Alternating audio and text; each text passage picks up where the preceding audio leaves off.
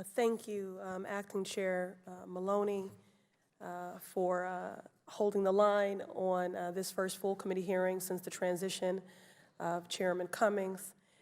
Thank you, Ms. Box, for modeling that which she spoke of often, which is turning your pain into purpose. We thank all of you for being here.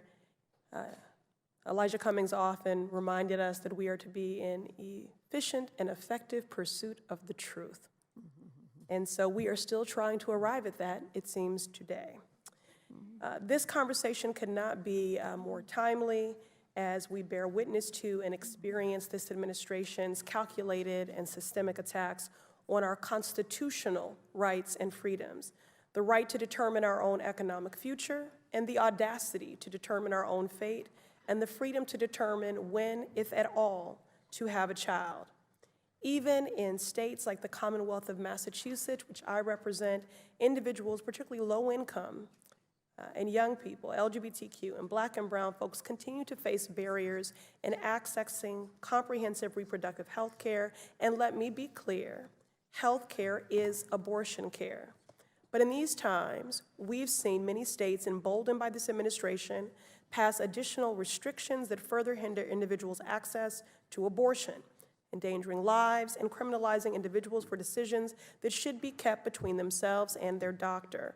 It's important to discuss these draconian state restrictions, but as chair of the Abortion Rights and Access Task Force of this first ever pro-choice majority in the history of Congress, I would be remiss if I didn't also shed light on the impact that federal coverage bans are posing on our most vulnerable communities.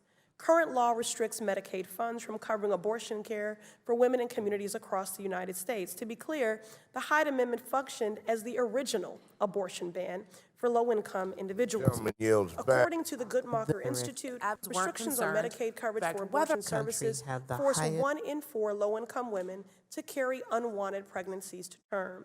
Ms. Goss-Graves, how do coverage bans like the Hyde Amendment force low-income individuals further into poverty?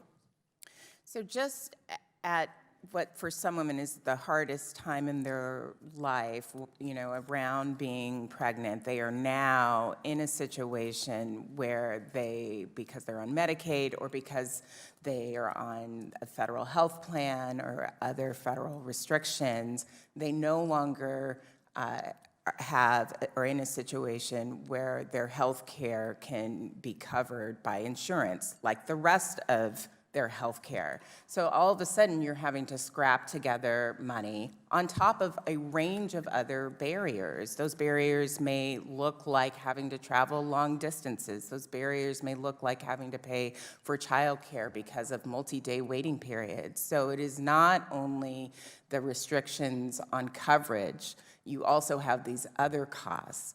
And for the right to abortion, which has been legal for 50 years almost, and reaffirmed again and again and again by the Supreme Court, most recently just 3 years ago.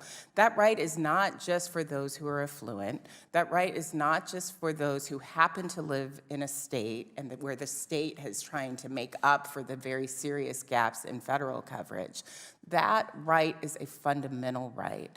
It is a right that is tied to your ability to have dignity in this country. It is right that is tied to your ability to have freedom in this country, and it is fundamental to your economic security. Thank you.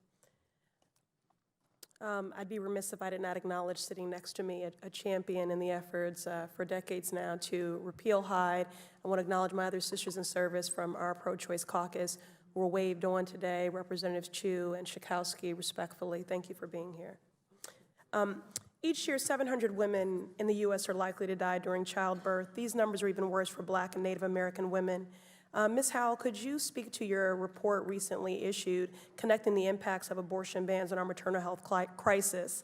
And I would be remiss, I just wanted to acknowledge, since there was this conversation about compassion for the innocents. Earlier today, I rolled out the People's Justice Guarantee, which calls for the abolishing of the death penalty.